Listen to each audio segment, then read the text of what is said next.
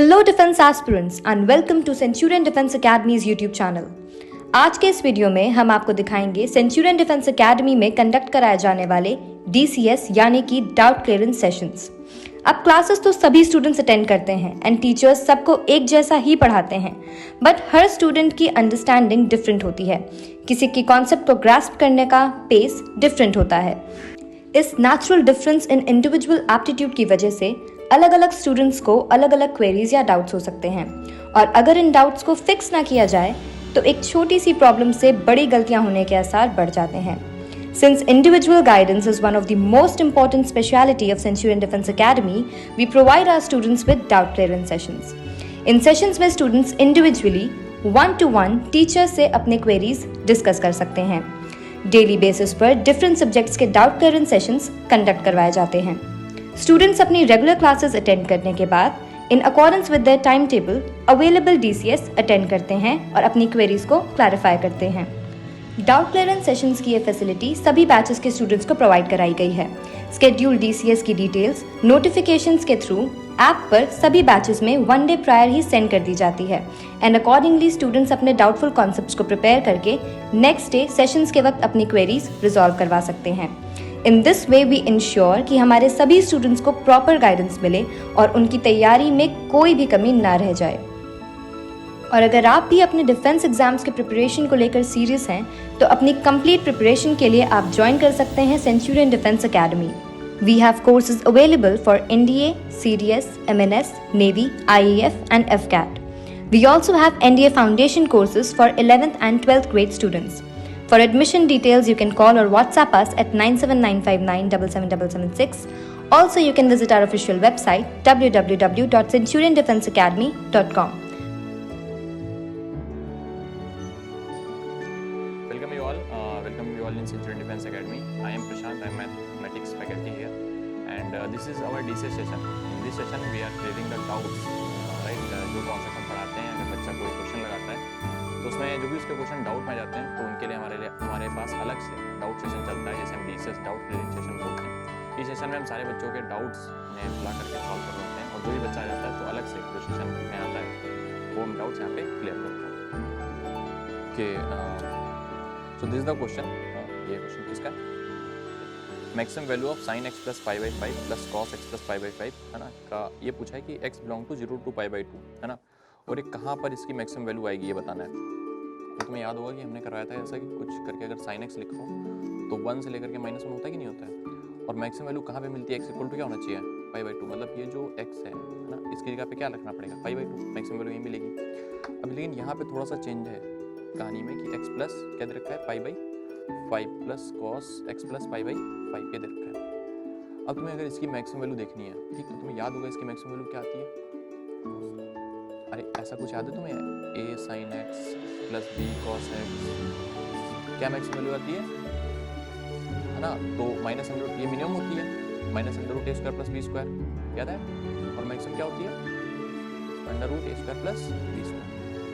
तो यहाँ पे मल्टीप्लिकेशन में क्या कोफिशिएंट है? 1 और 1 है कि नहीं है? तो क्या आएगी? Under root 1 square plus 1 square आएगी नहीं आएगी? दैट इज अंडर रूट 2 रहेगा नहीं रहेगा? और अंडर रूट 2 कब आएगा? जब ये दोनों बराबर होते हैं एंगल। 1/√2 प्लस 1/√2 ऐड करोगे नहीं करोगे? बताओ, तभी तो रूट 2 आएगा। सोच सकते हैं। तो x प्लस पाई बाई 5 की वैल्यू कितनी होनी चाहिए? x प्लस पाई बाई 5 की वैल्यू कितनी होनी चाहिए? पाई बाई 4 होनी चाहिए, तभी 1/√2 आएगा नहीं आएगा? तो दोनों एंगल सेम है।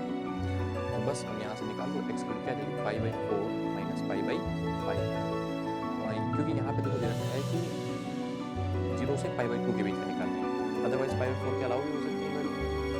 यहाँ पे हम 2 पाई प्लस पाई बाई 4 निकाल लें या पाई प्लस पाई बाई 4 निकाल लें, तो x वैल्यू क्या आएगी? 5 पाई पाई प्लस 4 पाई और पाई प्लस 5 बाई 20। कैसे आगे ये कैसे करना है? ठीक है, और कोई इसमें 38 sin alpha plus cos alpha बराबर p, sin alpha plus cos alpha equal to दे रखा है p, और हमसे पूछा गया है कि cos स्क्वायर 2 अल्फा की वैल्यू क्या होगी? cos स्क्वायर 2 अल्फा की वैल्यू क्या होगी?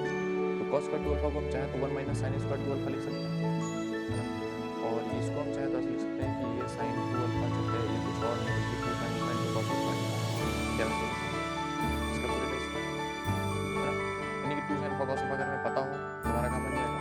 अब यहाँ अगर इसका हम स्क्वायर करते हैं तो क्या आएगा sin square alpha plus cos square alpha आएगा नहीं आएगा plus 2 sin alpha cos alpha भी तो आएगा नहीं आएगा बराबर p स्क्वायर हो जाएगा क्या तो ये 1 प्लस 2 sin alpha यानी कि 2 sin alpha cos alpha की वैल्यू क्या आएगी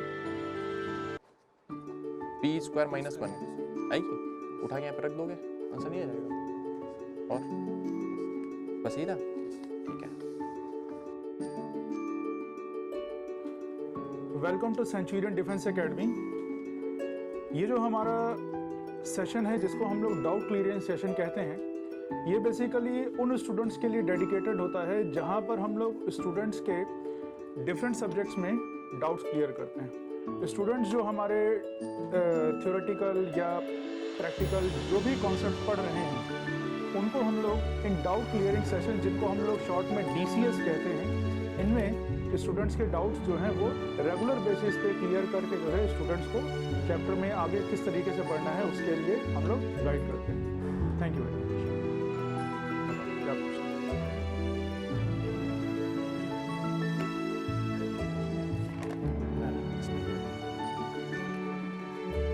इसका ट्रेंड पूछ लो पीरियड और ग्रुप में। एन क्या है, एन यहाँ क्या डिफाइन करें, अच्छा इस फॉर्मूला ठीक है।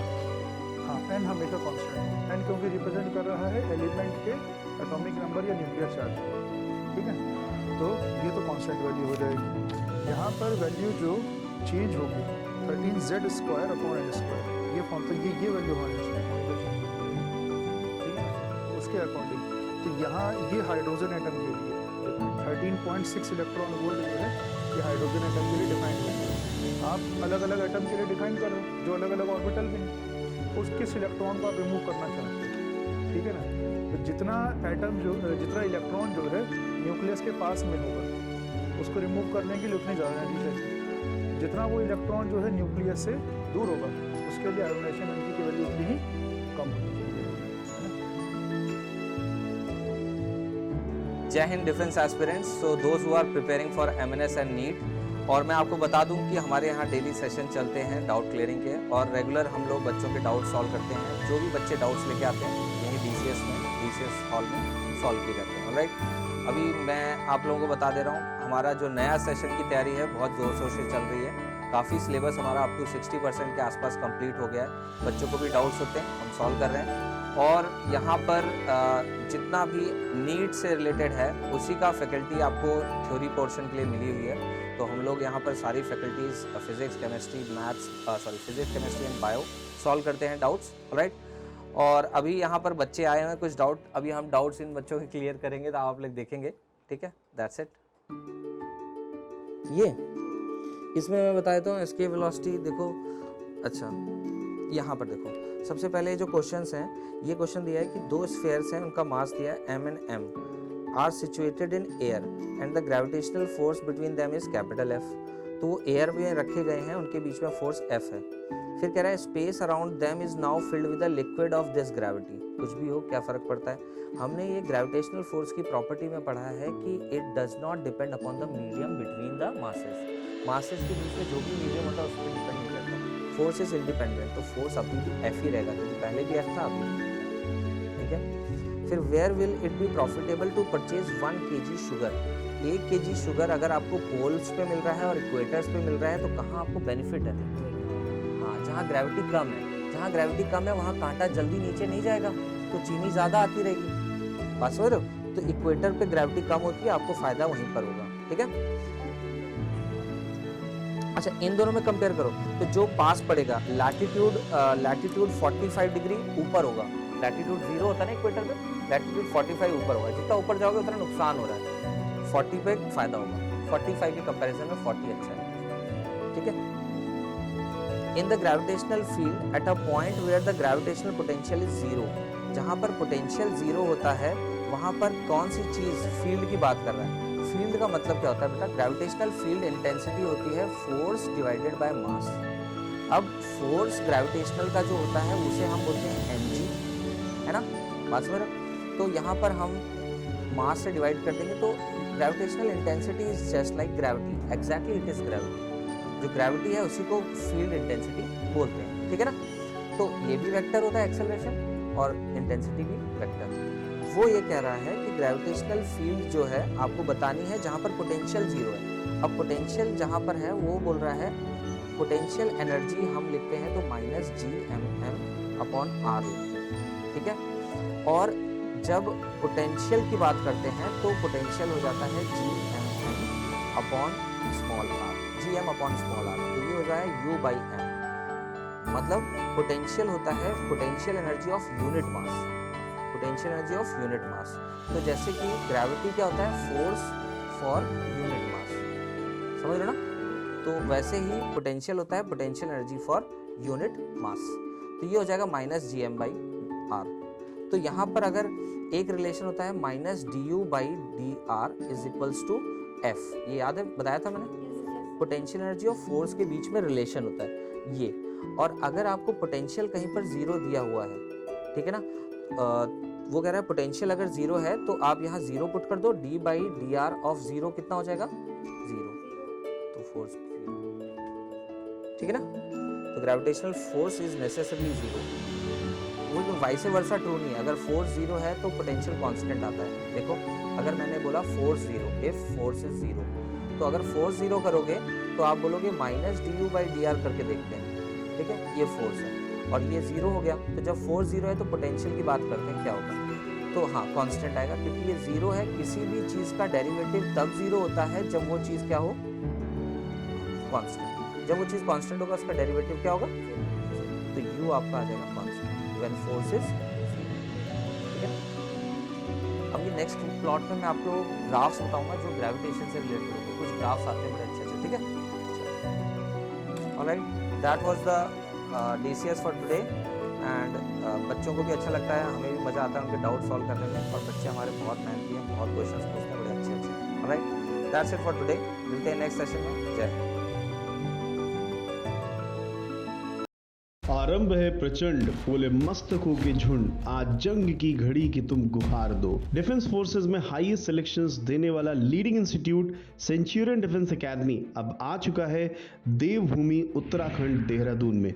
We are the most popular choice for NDA, CDS, MNS and SSB interview preparation among aspirants across the country, as we provide the following facilities: regular classes, doubt clearing sessions, library facility, SSB training by experts and ex-SSB board members, exposure to India's largest GTO ground, weekly mock test, mock interviews and counseling sessions, exclusive study material, access to Centurion Defense Academy's mobile app and mini India exposure under Centurion's roof.